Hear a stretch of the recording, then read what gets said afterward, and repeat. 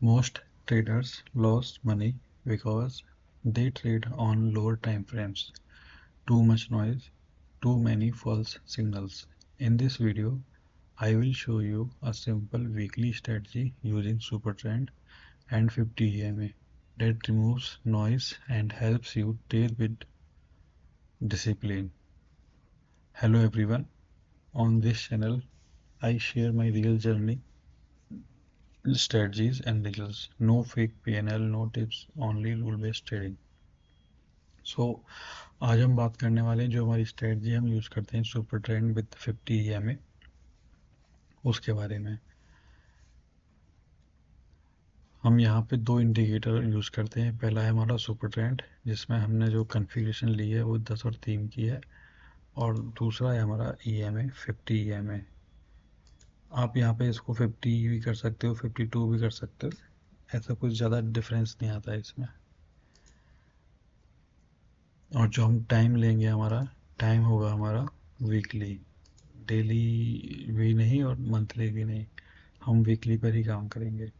So this is not for intraday और quick profit, this is for positional और swing trading. अब हम बात करते हैं आप इंडिकेटर्स के बाद जो हमारे रूल्स हैं कि हम इसको कैसे काम करेंगे। दूसरा ये कि हमने यहाँ पे 50 EMA को क्यों लिया। जो 50 EMA लिया है, इसको लेने का सिर्फ एक मेन पर्पज़ है कि ये हमारा अप ट्रेंड में एज ए सपोर्ट की तरह काम करता है और डाउन ट्रेंड में एज ए रेजिस्टेंस की तरह काम करता है। अभी इसको हम और आगे देखते हैं। तो जैसे ये एक चार्ट है EI होटल्स का। अब इसमें अगर हम देखें यहाँ पे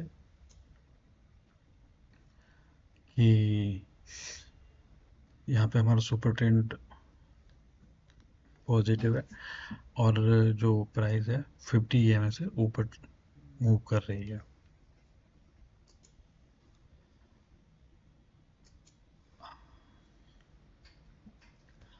अब जब भी अगर आप इस पर देखो कि जब प्राइस ऊपर जाती है वापस नीचे आती है तो वो एक बार 50 EMA के आसपास ज़रूर आती है, क्योंकि वो एवरेजिंग के साथ चलती है। इसलिए तो हमारा जो 50 EMA वो लेने का मेन पर्पज़ है सिर्फ यही है कि जब डाउन ट्रेंड में होता है मार्केट तो ये एक सपोर्ट की रेजिस्टेंस की तरह काम करती है। जैसे यहाँ पर डाउन ट्रेंड में है तो 50 से फिर वापस नीचे, 50 फिर वापस नीचे, यहाँ पे अगेन अब 50 से ऊपर गया, लेकिन हम कह सकते हैं कि अभी हम, क्योंकि हमें एंट्री के लिए हमारा क्या करना है कि हमको वेट करना है कि हमारा जब भी प्राइस दोनों सुपर ट्रेंड ग्रीन होना चाहिए और जो 50 प्राइस है 50 EMA से ऊपर होना चाहिए। अब जैसे यहाँ पे क्या है कि हमारा प्राइस तो 50 EMA से ऊपर क्लोज हो गया, लेकिन जो सुपर ट्रेंड है वो हमारा रेड है, तो अभी हमें यहाँ पे कंफर्मेशन नहीं है कि हमें ऐसा मूव करना चाहिए, तो इसलिए हमको फिर सुपर ट्रेंड के पॉजिटिव होने का वेट करना है और 50 प्राइस 50 EMA से ऊपर होना चाहिए। दूसरा कि जब हमारे एंट्री रूल्स तो हो गए कि दोनों कंडीशन से सेटिस्फाइड होनी चाहिए तभी हम इसमें एंट्री करेंगे। और ये कि क्योंकि ये वीकली पर है तो जो भी हम एनालिसिस करते हैं वो हम सिर्फ वीकली पे ही करते हैं। डेली मतलब वीक के बीच में किसी भी दिन नहीं करना। क्यों, होता क्या है उस दिन कि सपोज कैंडल पहले तो वो पॉजिटिव है और वीक ख़त्म होते होते वो कैंडल रेड बन जाती है या सुपर ट्रेंड से नीचे क्लोज कर जाती है, तो उस केस में क्या होगा कि वो सुपर ट्रेंड चेंज नहीं होगा। वो अगर डाउन ट्रेंड में है या रेड है तो वो रेड ही रहेगा। इसलिए हमें वीक के क्लोज होने का वेट करना है। जब क्लोजिंग हमारी कंफर्मेशन होती है कि हाँ वो सुपर ट्रेंड से ऊपर क्लोज हो रहा है तभी हम उस पर अपना एंट्री करेंगे। दूसरा कि अगर हमने एंट्री कर ली तो हमारा एग्ज़िट क्या होगा। एग्ज़िट के लिए हमारा एक ही कंडीशन चलेगी सिर्फ कि हम सुपर ट्रेंड को फॉलो करेंगे। अगर सुपर ट्रेंड से हमें यहाँ पे स्टॉप लॉस मिलेगा हम उसी को ट्रेल करते रहेंगे। और एक तो हुआ कि हमारा जो ट्रेलिंग स्टॉप लॉस होगा वो ये सुपर ट्रेंड होगा, और एक होगा कि हम प्रॉफिट कहाँ पे बुक करेंगे अपना। इन केस अगर सब लेट सपोज प्राइस मूव करती है और वो अब अप कट जाती है 50%, 100%, तो उस केस में हम क्या करेंगे? तो हमको ये देखना है कि हमारा जो मार्केट है वो किस जोन में है। अगर वो बाय जोन में है, और सॉरी, बाय में नहीं, मतलब बुल ट्रेंड में है, तो हमें उसके डबल होने का वेट करना है कि प्राइस डबल होना चाहिए।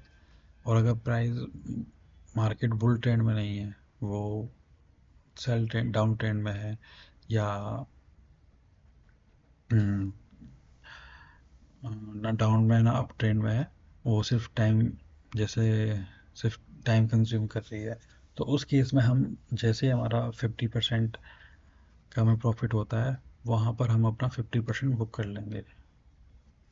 मतलब अगर हमने कोई प्राइस, कोई जैसे स्टॉक लिया और वो 100 रुपये का 150 हो गया, तो वहाँ पे हम अपना जो 50% पोजीशन है उसको बुक कर लेंगे, और रेस्ट को हम चलने देंगे ट्रेलिंग स्टॉप लॉस के साथ। या तो वो पॉजिटिव होके जब तक चलता रहता है, जब तक एग्जिट सिग्नल नहीं मिलता हमको, तब तक हम उसको ट्रेल करेंगे। दूसरा है कि एग्जिट के, ये तो हो गया एग्जिट, कि अगर इसमें हमें बीच में एंट्री लेनी है, मतलब फ्रेश एंट्री तो नहीं लेंगे हम बीच में किसी न्यू स्टॉक में। अगर हम उसमें पहले से हैं, सपोज हमने 50% पे या 100 पे उसको बुक कर लिया, तो उसमें और हम कब ऐड कर सकते हैं? इट मीन्स हम उसमें प्राइमरी अगर करना है या उसमें और ऐड करना है हमें।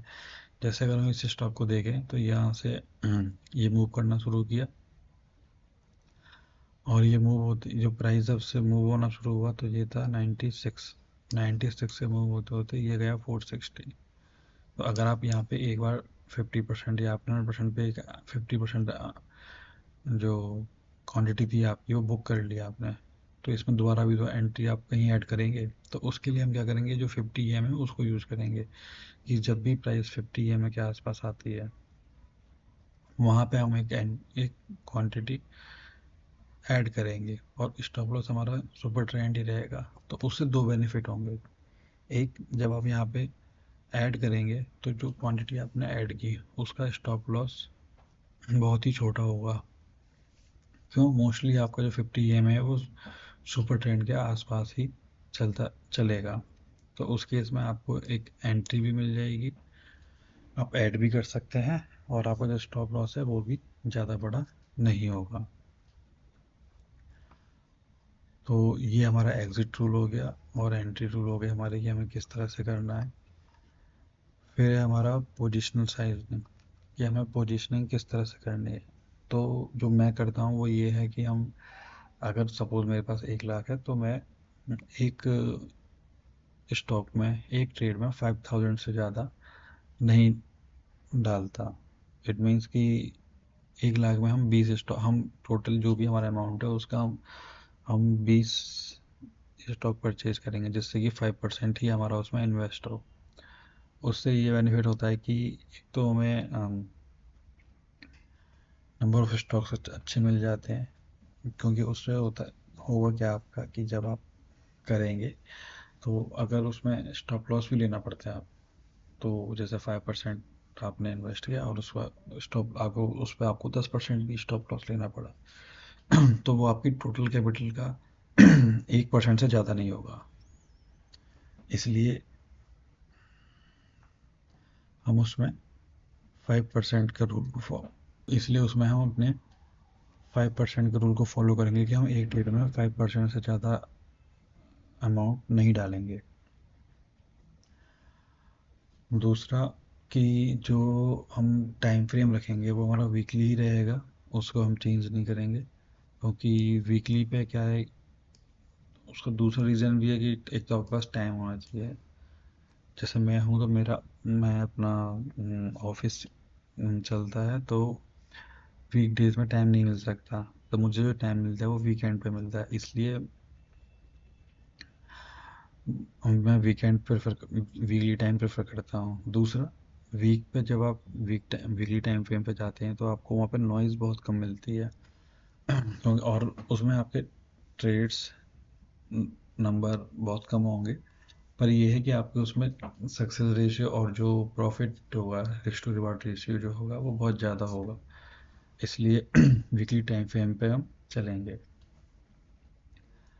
और एक चीज, let me very honest with you, that this strategy will not give profit in every trade.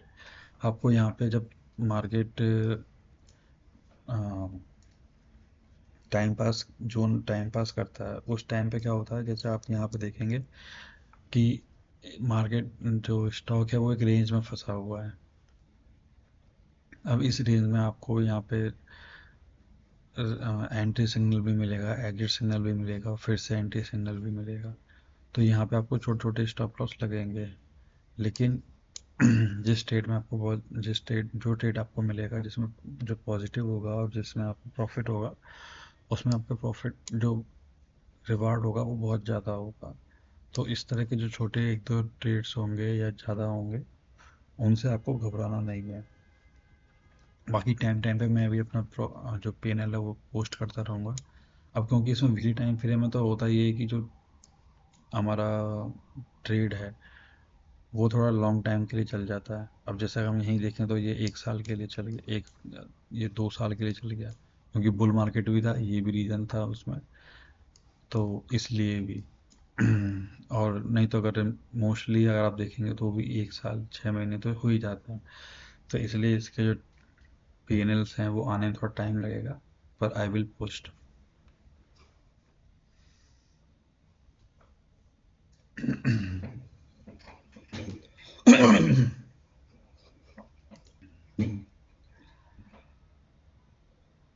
So currently I'm working on this strategy in my account on weekly time frame. So definitely I will share the results, and if you want to learn real trading with discipline, you can subscribe this channel. And if you have any question, comment below. I reply to every comment. And there is a disclaimer that this video is only for educational purposes. Please do your own research before investing. I am not a SEBI registered advisor or anything.